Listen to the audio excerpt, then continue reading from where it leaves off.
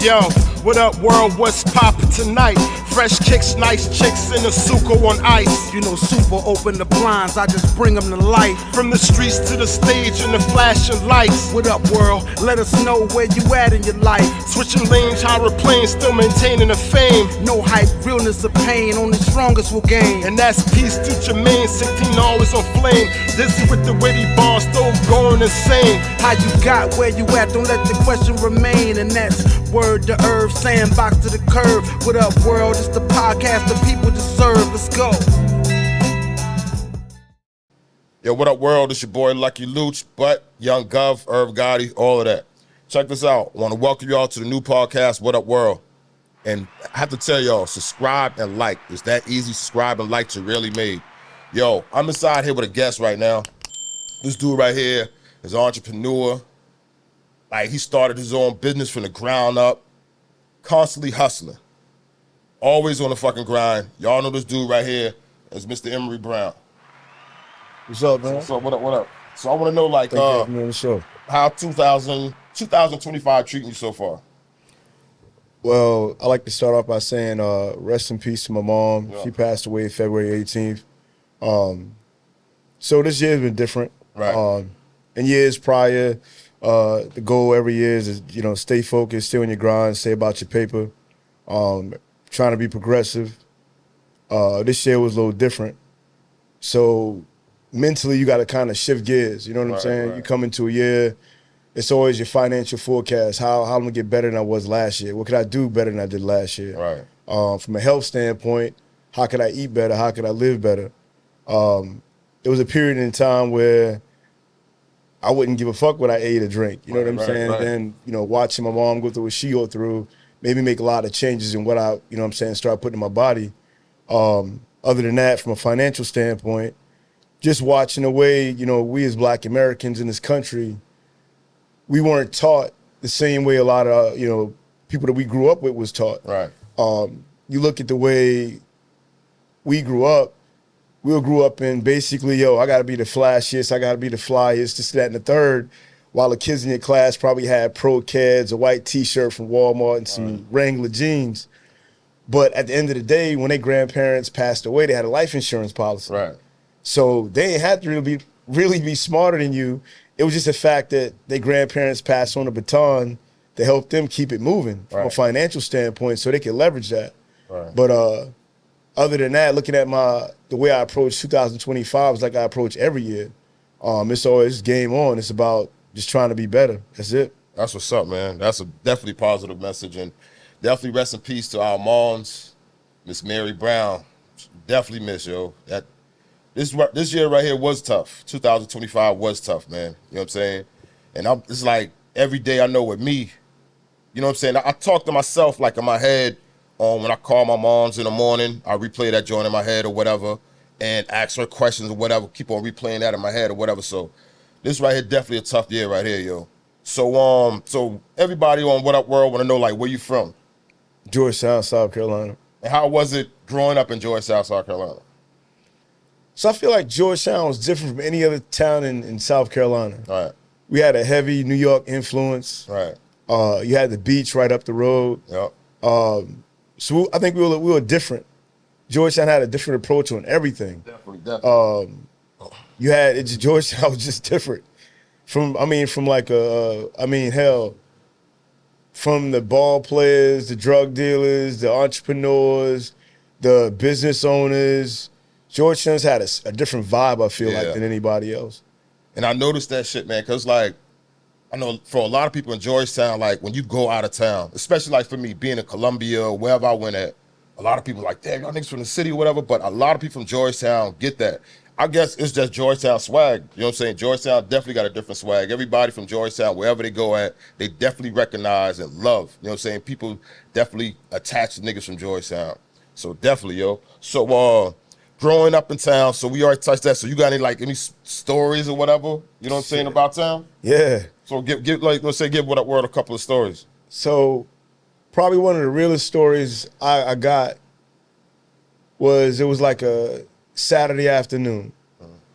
I won't name names, but Saturday afternoon, me and probably like 16 other kids from the neighborhood playing basketball on back court. Right. And at the time, you young, you out there playing basketball, on the weekend, just doing something, having fun. And we had a gunshot go off. Right. Then we had another gunshot go off. And being young and stupid, we ran, we jumped, we stopped playing basketball. Yeah, stopped playing basketball, hopped the fence, run right towards where the gunshots was coming from. We noticed a person getting shot, slumped to the ground. Like the EMS, if you're from Georgetown, like where Beck Middle School is at, there's like an EMS station right beside it. So as soon as the gunshots went off, somebody from, a responder from the EMS station came and ran to the person that got shot. And so all of us just stood there watching this person taking their last breath. Wow. And you could see kind of like their body just harden up. And that person being was young gone. and seeing that, I know that that's something crazy for a young person to see something like that. Yeah, because you know the person that got shot. Right. So to see this person go through life and then that happened, and you just got through playing basketball. Right. And it's like all of a sudden everything just changed. Everything changed. So growing up, a lot of people don't like to admit it, but a lot of us do have PTSD. Right. A lot of us do have mental illnesses and issues we deal with because we grow up and we see so much stuff. Right. You're forced to live so quick, and then you got to kind of adapt to that. So you weren't brought up like the kid in the class I talked about earlier that had on the Wrangler jeans that his parents, they on a weekend or in the summertime they go overseas and they take vacation. You grew up in an environment where you saw grown people's stuff every day. Right. So all you as a kid, you're just looking at all of this, trying to figure out how do I fit into this? Right. Do I want to be a part of that? Do I not want to be a part of that? And I think that kind of helped you basically set your journey and set your path on what you want to do from that point. And that mental health issue is definitely serious in the Black community, yo. It's true. It's like back then we really wasn't talking about it too much, but now it's like that joint really surfacing. Just like you said, it was going on, but people, really wasn't focused on it. Or if you had that problem, I'm thinking you hide it. Right. You know what I'm saying? So like in Georgetown, they say jinxing. You know what I mean? So you don't want to get jinxed for being like, being depressed or going through a whole lot or whatever. So, I mean, they had guidance counselors, but I don't know how strong the guidance counselors was back then or whatever, but, they had little things or whatever, but now it's really out there. You know what I'm saying? So I feel like right now it's a lot of things that you could go to get help. Yeah. Institutes or centers or whatever you could go to get help. So, yeah, that is a serious topic right there, yo. So, like, being in Georgetown, so what schools you attended?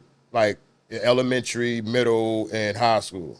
Kensington Elementary, Beck Middle, and Georgetown High. So, I know that's a ways back. So, you got any stories from Kensington? Yeah. So, give me some stories about Kensington. So, I won't mention names again. All right. But this is my first introduction to standing 10 toes down. Okay. So at Kensington, there's like a playground you go to at recess. So there's a few dudes over there picking on a kid I know who can't defend himself. Right. So I'm observing this, and I'm like, damn, that's messed up. He getting bullied, pushed around, whatever. So my instincts click on like, yo, I ain't gonna let dude get handled like that. Right. Me not even taking into consideration, there's probably 5 or 6 of them and one of me and the guys I was with. But my mentality was, nah, I ain't gonna do that to him. Right. So I walked over there and I started pushing them and punching them, and I'm just throwing punches. All this in elementary? All this elementary. And at this point, Right. it get broken up by a teacher, but that moment let them guys know the following day, yo, chill on him. Right. And I think that moment in elementary school poured into going to middle school. Another situation, I'll mention this dude name. It's this dude named Glennie Sargent. So we had lunch one time. I used to call him Jap. Jap, yeah. So we had lunch one time, right? So he's at this table, and it's him and a couple other dudes at this table, just loud, making noise or whatever. I never really liked the dude. Right. You know what I'm saying? So I'm walking by his lunch table, and he already left his table. He got his fries and all on his table. So I just take his fry and just plucked it on it, just to mess with his shit. Right. And it was Laverne and Donnell. All right. So me, Laverne, and Donnell, we go sit at our table, and we over there talking. And then he gets up in the middle of the lunchroom. He said, "Yo, who touched my fries?" All right. And somebody at his table point over in our direction. All right. Of course, they point him towards me. All right. So he over there just yapping. Lunch over with. And if you know anything about Beck Middle, when you leave the lunchroom, you have to exit out the side of the building. Sorry. Yeah. Where there's like a parking lot. And that was like the bus ramp going out on the side? Right. Rest in peace, I don't know if you're alive or not, T Green with the afro, Jay Green, yeah. one of the teachers.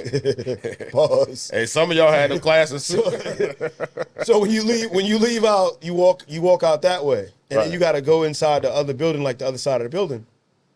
So he out there waiting to get in, and I'm walking outside. And so he started yapping again. And I remember this day because I had bought a North Carolina Tar Heels Nike t-shirt the weekend before. Right. Brand new t-shirt. And he said something to the extent like, "Yo, I know you in da-da-da." And I said, "Man, whatever." So he came up close to me, and I just started hitting him. And I started working him. I remember somebody grabbing both of my biceps and pulling me back. Right. And I looked down, and my shirt is covered in blood from the bottom, from like my belly on down. And so you put in work. yeah, I put in work. And I remember going to the principal's office, and somebody came out and said, "Did you have brass knuckles?" I was like, "Nah." But I'm saying all that to say this. I put him in the same light as I put the kids in light that was jumping a little kid. Right. So as I grow out through life, not that I'm starting fights with people that's picking on the underdog, in my life I always felt like I'm in an underdog role. And the people I see that's getting taken advantage of, I want to come in there in that situation and help out those people to advance. Because as a community, as a black community, we make up 12% of the population in America. Right. A lot of people don't let that sink in. So think about this. We make up 12% of the population. Half of the black male population incarcerated, right? So let's take away that half, right? You got more females than males. All right. So the black male in America makes up a single-digit number between under 9 to 8 to 7%. So all of us in this room right now are walking miracles. Right. Because we're not incarcerated, we're free, we out here doing what we gotta do and trying to put things together. Right. And I'm saying that because when you face with that type of adversity, you are the underdog. Right. Because technically we look at Atlanta, New York, and Charlotte, and California, yo, we here, we lit. No, we ain't. Right. That's just those parts of America. You ain't talking North Dakota, South Dakota, Idaho, Montana. These places are Maine. These places got probably 2% black people after that, like 0.3%. So when you look at, long story short, when you look at Malcolm X or Martin Luther King or Nat Turner, all these people, Harriet Tubman, for them to do what they did and for us to be where we at to this day, and we're a small percentage. So when the government talk about welfare and this and that, it ain't us. We ain't the one we're not welfare recipients. Right. They talking about the poor whites, because those are the ones that get those handouts. We out here working. Right. The majority is out here working, putting things together. And it's not a race thing, but it's more of a thing where we need to know the numbers and the statistics, because we're stronger people than what we think we are. Right. So I take that same intensity from back in those days till now, like, yo, we the underdog, but put that on your back, put a battery in your back, because that's the energy that should keep you moving forward. Right. Yeah.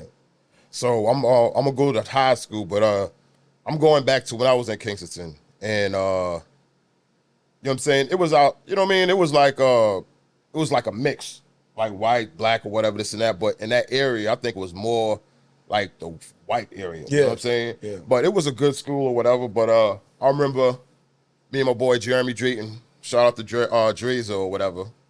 And I used to act up in not middle school, but Kingston. End up staying back in the 5th grade. That's how I end up getting up with Jeremy. So that's how me and Jeremy link up or whatever. Then moving on to Beck. Beck was like, damn, lean on me. That's how I feel how Beck was, because I remember when I was at Beck, now you got Mac Dowdle, You have Kingston. You have Maryville. I don't know if St. Cyprian, I think St. Cyprian had their own middle school or something like that. So it was like everybody coming together. So now you got different groups. So at Beck, you had to earn a fucking name at Beck. Yeah. You had to earn a name at Beck. And I remember one day, I'm going to just tell this one story, then we'll move on to the high school. It was the Rodney King verdict. And I don't know why, but during this time or whatever, they used to let us watch TV. They used to let us watch Roots. I don't know why they letting us watch Roots. They used to let us watch, so the Rodney King joint came on. So we watching that. So we looking around like, yo, we going to get some white people, you know what I'm saying, after this shit. So lunchtime, we sitting down. I remember the principal, Mr. Kennedy. He walked by, looked at us. He was like, y'all look like y'all up to something. That stuff happened in L.A. Leave it in L.A. It don't have nothing to do with y'all. Like, yeah, all right, whatever. Soon as lunch was over, we got on the recess ground. It was a wrap. We went in. After that, I think that's when Resource Corps started. Beck started Resource. You know what I'm saying? Like how they have Resource cops at the school now. I think I'm saying it right. I think Beck started that shit. Yeah. You know what I'm saying? So we'll move on to the high school. So you went to Joyce High. Yep. So how was it in Joyce High? I think when I got to high school, I probably was done with school mentally. Right. I graduated, by the way. Put that in there. I graduated. Right. But I think when I got to my freshman year in high school, I was in sports. I played football, ran track. But I think when I got to high school, that's when my mind started to be like, okay, I had enough of this. Right. You know what I mean? Like, not just from the school aspect, but just my environment. Like, I wanted to go out and do things and start earning. Because, I mean, even from middle school up until high school, I always had, like, a summer job. Right. So I'd always go out there and work and get my own money to buy my own stuff. But it was like I wanted more. Right. And not in the essence of wanting more to, like, buy materialistic things, but just more just to have more resources. Right. Just seeing, you know, growing up, you want your moms to have a better life. You want just your family in general to have a better life. And I think for high school, for me, I think, like I said, 9th grade, I would say that was probably the only year I was probably really there. Mm-hmm. When you get to 10, 11, 12, it was just, let me just graduate and get out of here. Right. Yeah. I know I got a crazy story about the high school. Robert Hunter, shout out to Robert Hunter. I don't know if you remember this, but you know when, like, okay, when you get suspended, a parent got to bring you back. Overnight suspension, I think a parent had to bring you back. So it was times when I would go, this was phone boothing back in the days, yo. I would go to the phone booth and try to disguise my voice like I'm Gov, just to try to get back in school. And I remember Mr. Isaac was the principal. He started laughing like, yo, Brown, just come on back. And then we also had a principal at Georgetown High, Mr. Evans, I think. That's the dude at the ball spot. I think it was Mr. Evans wear glasses. I think, so with him, it's like anytime you get in trouble, dude would open the Bible, and whatever you did in school on your referral, he would kind of, like, let's say if you were stealing at lunch, he would go to thou shalt not steal type joint, whatever. I was getting in trouble so much or whatever. I told dude, listen, don't open the Bible. Just go ahead and get my referrals. You know what I'm saying? We was wilding it. And so with Robert Hunter, I remember he pretended to be my older brother just to get back in school. Mm. So the crazy thing about it, see, Mama, rest in peace of Mama, she never knew nothing about all of that. So it's like, Gov, he would like, it seemed like that dude know everything. Yeah. You know what I'm saying? But yeah, I used to have other people or get a crackhead or something, bring me back to school, act like my daddy. Yeah. So when you graduated from high school, what was your goal? What was your next move? My next move really was to get out, to get out and start my adventure, to get out and basically see what I could get from Earth, see what I can get from this world, like see what I could do. Because I felt like in high school, or even like, so, even from like a chick standpoint, just being at high school, I think we all could attest to this. You were like lumped in with like just a group of people. All right. But like if there was like a football game, a basketball game, and you played sports, and you traveled to different places, Conway, Myrtle Beach, Darlington, wherever, you started to see different people. Right. And I would like say we had a game against Myrtle Beach one time. And I remember it was the Myrtle Beach kickoff classic. So it was a scrimmage, and the way they run the scrimmages are, your team would wait until your game was supposed to be played. Mm-hmm. So you'd walk in there and you'd have a reserve section where you go sit at. And And I'm just sitting there looking around for our game because I think at the time it was like Soccer Steve playing somebody else. Okay. We had to play Myrtle Beach in that scrimmage, I believe. And I'm looking around like, damn. You looking at the different girls and like the different atmosphere, like shit. I wish I went to high school with a beach behind me. Right. And it was a different vibe. I mean, growing up, we all knew that. Growing up in Georgetown, like Myrtle Beach was the place to go to. If you wash your car, you want to go take it down the strip. If you want to go party, you came to the beach. Like that was the area at that time. So for me, when it was time to graduate, I'm like, cool. Now I get to go to Myrtle Beach, Miami, wherever I want to go. I get to go there on my terms because I gave my parents 12 years and I graduated. I gave, here you go, this is diploma. Now it's time for me to do what I want to do. So yeah. So how was it growing up with an older brother? He used to get on your nerves? Nah, honestly, nah. I used to look up to you a lot. You know what I'm saying? You played sports. I wanted to play sports. You had the flyest clothes. I want to have fly clothes. A couple times I used to steal his shit. I remember that shit too, yo. Yeah. Like, yo, real shit. So it's like, I'm looking in the closet. I'm like, yo, something missing. So you were so smooth with that shit because when nigga come back, he don't have the shit on. Or sometimes he would slip up and have the shit on.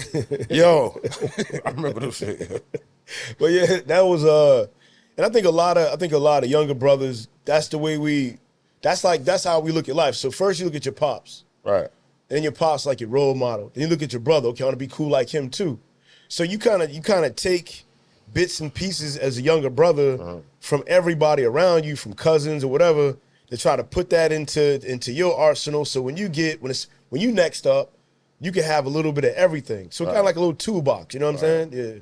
So when you got out of school, I know you went to Miami first or to the service. Miami. So how was that? So the crazy thing about shit, just getting down to Miami was a story. All right, long story short,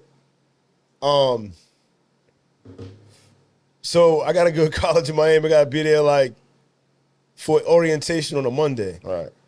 And so Gov, our pops, brings Josephus with him.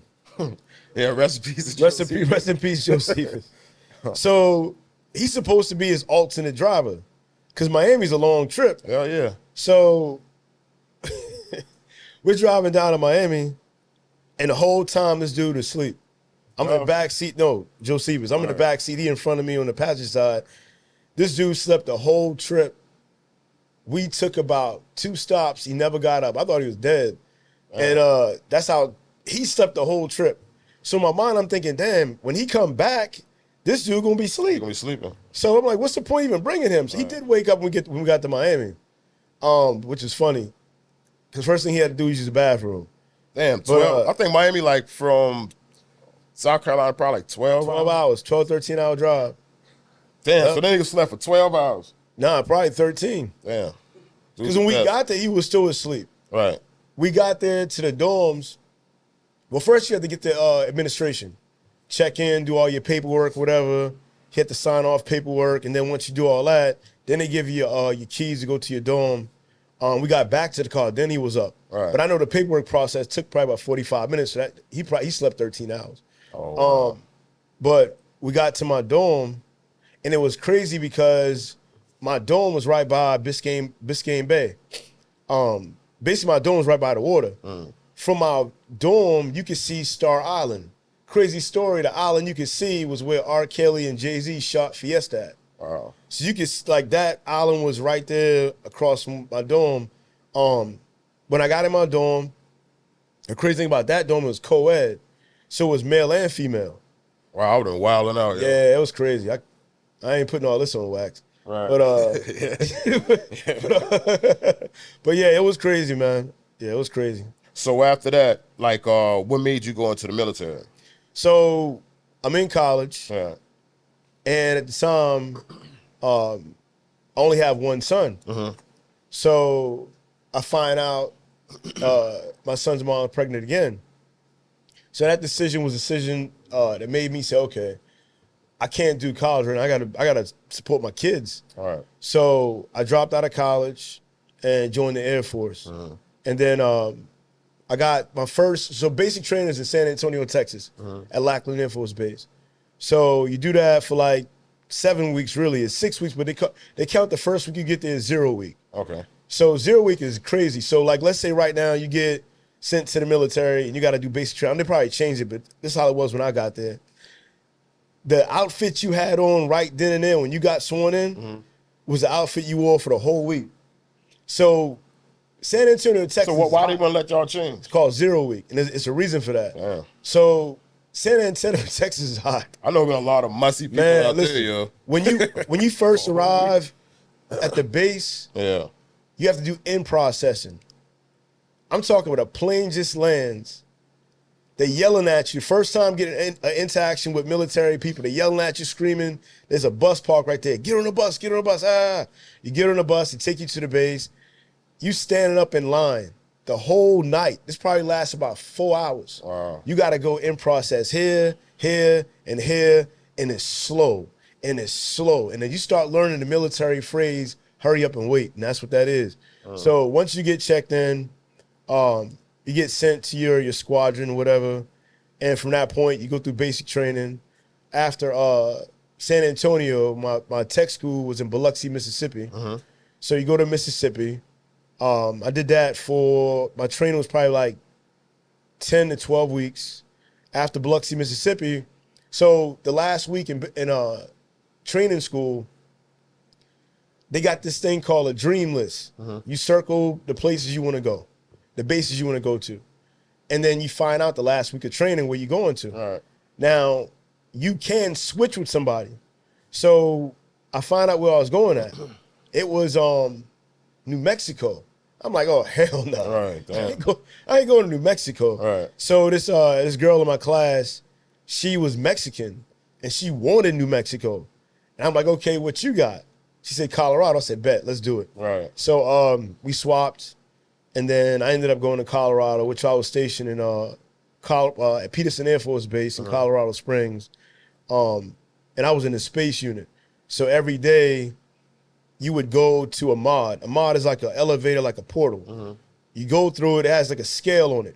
So the reason why they got the scale set up is you can't take classified material or steal things from this classified area you're going to. Right. So if your body weight is 150 and you walk in that mod and your body is 160, the whole thing shut down. MPs get on that side, on this side, pull out M16s and tell you to take off. You don't strip naked, but tell you to take off all your stuff and exit out with your hands up so you don't take classified information. Anybody ever got caught up in that shit? I mean, it happens, but a lot of times it's like, it could be a general contractor going there to do a job, and they're leaving with a briefcase that might weigh more because they got more information in it. But it's a standard procedure. But if it's something outrageous where you walking in, you 150, and now you 200, they're going to lock it down. So when you got out of, so you got stories about the military? Any crazy thing you saw in the military? I mean, nah, because the thing about the military is this, depending on your job. My job was force ops. I was in Space Command. So your job is bored and it's that for a reason. So your job is to basically, let's say every day your job is to go in your office and pick that cup up. Right. You do that every day. Right.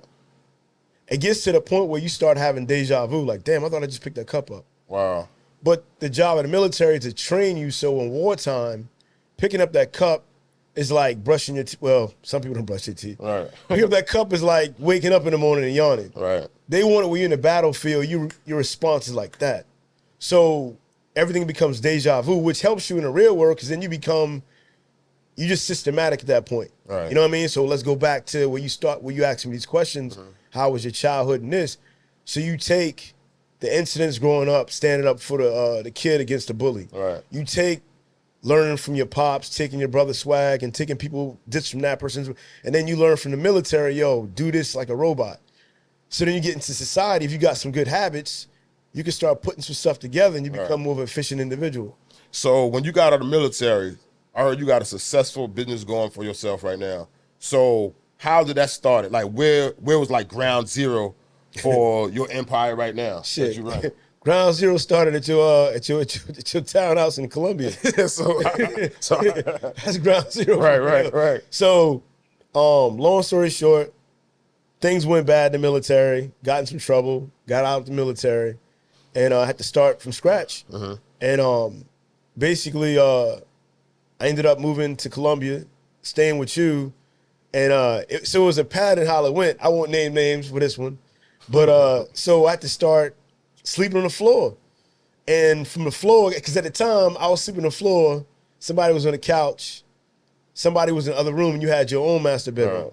So when the person on the couch ain't even paying their rent, wasn't keeping their shit together, they had to go. Right. So I went from the floor to the couch. Right. That was moving up to me. Right. And then the guy who wasn't paying his rent in the room, he got evicted. So I went from the floor to the couch to a room. But for me, it was never about that part of it. Right. All of these things, once again, it was all systematic. So for me, it was like, yo, it just shows me like sometimes you got to tear down, level it out, and then build again. Right. So that helped me as far as when I got into business, it was like, yo, just be consistent. So things ain't always gonna go right. And when I got into business, to answer that question, when I got into business, at the time I had it was a 2000, I can't remember the year, but I had like that model year. Was it about Lincoln? No.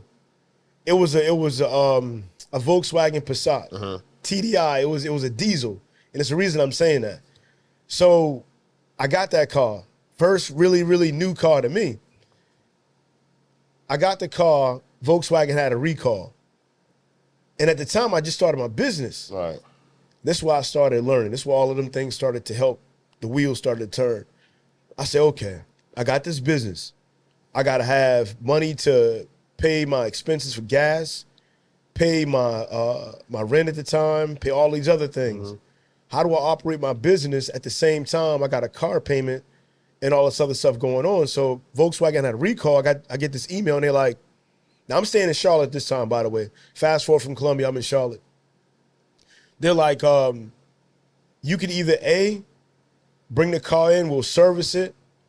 And if we can't service it, we can introduce you to another car, but not diesel, because at that time, Volkswagen had diesel cars out there putting too much emissions in the air, and it was bad for the pollution to the air and all that. So they was like, you could do that, or we could cash you out. Right. I'm like, damn, they can cash me out. I get a check, and I don't have a car at this point. Oh yeah. So I'm like, fuck it, cash me out. They cash me out, and I'm literally driving an 18-foot box truck as my personal car. I would go to the mall. I would park my truck at the front of the mall, like not all the way up at the mall, but you know, like the back end of the mall, right. where nobody would hit my. I didn't care who saw me. I just wanted to park it close. Somebody hit my shit. It was an 18-foot truck. Right. So I parked my truck there, and I would go in the mall, buy my clothes, grocery store. I pull up on the side of the grocery store, go in there. To me, it was my vehicle, and I did this for probably like 4 years. A, I didn't have a car payment. B, it helped me pay down my business vehicle faster. To this day, my truck been paid off. Wow. My business has been paid off. But this discipline taught me, I didn't care what anybody else thought. For me, it made business sense. You know what I mean? So that's what I did to at an early stage, because I know Dad was like, when you get a truck in a business or any vehicle, get it new. Because if you get it old, now you got to worry about that. But if you get it new, you can just focus on business. Right. So that's what I did. That's what's up. So the business that you're in now, what could you tell the people, like let's say if you're looking for employees, or how did you go about getting your route, and you know, saying different things like that? So right now you could go, it starts with this first. So I look at social media from time to time like everybody else, like we all do. And I think a lot of times what you see is I call it the lemonade stand mindset of business. You see a bunch of people with like, yo, I'm a fitness trainer, or I'm an entrepreneur, or I'm in business. Like, that shit sound good, but they have no idea what this shit like. Right. I've been in business now for myself since 2015. Right. And that means in order for me to eat, put shelter over my head, pay bills, live, it all comes from me, my personal grind. So it's no, if it messes up tomorrow, no. If it messes up tomorrow, it's a wrap. Right. So I've been in business 2015. Do the math. We in 2025? Yeah. So there's been no handout. Ain't nobody came and say, hey, man, here's $100,000. Use it for your business. No, that small business loan they telling y'all about, that's BS. Like basically when COVID hit, a lot of businesses could line up and get an SBA loan. I applied for that. I got denied. They said because you don't meet the criteria. But yet there's a bunch of people that was doing, the fraud with the SBA loans. Right. The state. I mean, when you think about it, people say I'm gonna have a business. It sounds good, but are you a business-minded person? Right. Because this is every day. I'm doing this podcast right now. I've been up since 2:00 this morning, and I hadn't slept yet. All right. Just to make sure I just hired somebody new, and just to make sure he has the right instruction moving forward. That's what I had to do. Most people are not going to do that. Right. They say, "Oh, you own a business." They want to pull up in a new car, wear great clothes, buy houses. That's not real. That's not real. The real part of business is grit. If you could grind, if you could manage 24 hours in a day, going back to the military, they teach you time management. Going back to growing up, seeing somebody get shot in front of me. I know what life and death is. As I gotten older, you start seeing people pass away. You don't even cry no more. Of course, I cry for my mom, but like, you start to get numb to things in life because you start to understand how real life is. If you don't pay your taxes, they'll take your business. Right. If you don't pay your tax on your land, they'll take your land. Right. If you don't go out there and work and you hurt yourself, you have no business. Right. If you don't scale, and scaling for a lot of people who have businesses, you can't always run your business. So you have to find some way to teach somebody to run your business. So if you want to go someplace, they can run it for you. Well, guess what? If your business don't bring in money, how could you pay an employee? Right. So you got to teach yourself to, how do I make more money out of my business, maximize my business in order to hire somebody? And when you hire somebody, who are you going to pay? Right. You going to pay them $200 a week? In this economy, they can't survive. Right. You got to pay your employee what the average cost of living is in that area and make sure they're happy with that. Right. Because if you try to undercut somebody, they'll find another job, and now you back to square one. Right. You're back to working for yourself. The reason we get into business is so somebody else can work for us. But I think it's discipline. So a lot of people want businesses, but man, that's it. If you want to walk behind that door, DM me, and I'll take you through that door. Right. But like on surface, having business is cool, but there's a lot of sacrifice and work behind that. So if somebody out there looking for a job, how could they get in contact with you? Like what site or phone number? How can they reach out to you? When you do this interview, just drop my IG name in there and they could DM me. Oh, let them know your IG. It's Emory Graham, EMORYGRAM. All right. So check this out, man. Before we go, we got a game. So this game right here is like 10 questions. We give you 20 seconds. Okay. Get the timer together. You got to get at least 7 right, 7 or better right. You get it right, you get a prize for that or whatever, something from What Up World. If you don't, we just give you a water bottle. Okay. A hot water too. So let me get this together. All right. So, could you name 10 members out of Wu-Tang Clan? You on the clock. GZA, RZA, Method Man, Inspector Deck, Ghostface Killer, Raekwon, Old Dirty Bastard. What's the young kid? Shaheem? Nah. Nah, not Shaheem. Inspector Deck, GZA, RZA, You God.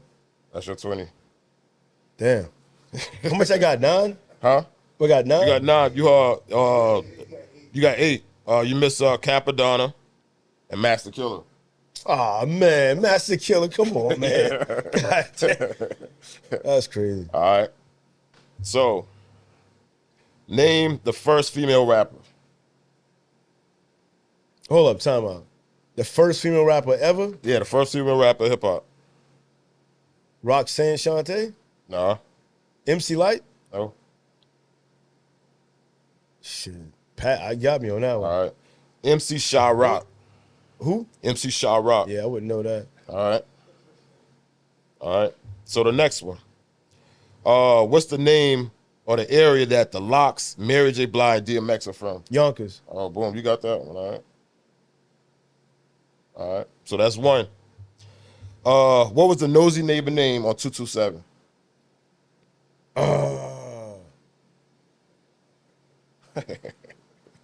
Esther? Nah. No, that's Fred Sanford. Yeah, that's Fred Sanford. I don't know. You don't know? No. All right. So you only got one right so far. All right. In Martin's sitcom, what character did Tracy Morgan play? What was his name? And Martin? Yeah. On Martin's show, Morgan. Tracy Morgan. What character did he play? What was the character name? Damn. I don't know that one. Yeah, you give up? Yeah. All right. Hey, you getting the water bottle. All right. Oh, Hustle Man. Oh, Yeah, okay, Hustle Man. okay. All right. The next one. On Martin, the role that Martin played, the security guard. What was the security guard name? Otis. Okay. Yeah. You got two right. All right. MC Hammer. Where's he from? It's California. Oh, yeah, What the part of Bay. California? The Bay. Oakland. Okay, yeah, you got that one. So what do you got? Two right? Three. Okay. Sanford and Son sitcom. It was based in L.A., but what part of L.A.? San Fernandino. No. Los Angeles. It's in L.A., but what part of L.A.? I don't know. Lanes Creek. No, I just said that. It's the Watts. Oh, yeah. All right. Damn. You got two more. What borough did hip hop start from in New York? Queensbridge. Nope. Brooklyn. Nope. Harlem. No. You got a The couple. Bronx. The Bronx. Yeah. All right. What? That's four. Four. That's Yeah. four. Yeah. You getting the water bottle. On 106 and Park, what was the first two hosts of 106 and Park? What was their names? AJ and Free. Okay, boom. You got that. So that's five. Yeah. All right, bet. So you getting the water bottle. Damn. So yo, I want to thank everybody for tuning in to What Up World, and just like I said, support, subscribe, like to Really Made. All right, yo. All right. Yo, what up, world? What's poppin' tonight? Fresh kicks, nice chicks in a suco on ice. You know, super open the blinds, I just bring them to light. From the streets to the stage and the flashing lights. What up, world? Let us know where you at in your life. Switching lanes, higher planes, still maintaining the fame. No hype, realness of pain, only strongest.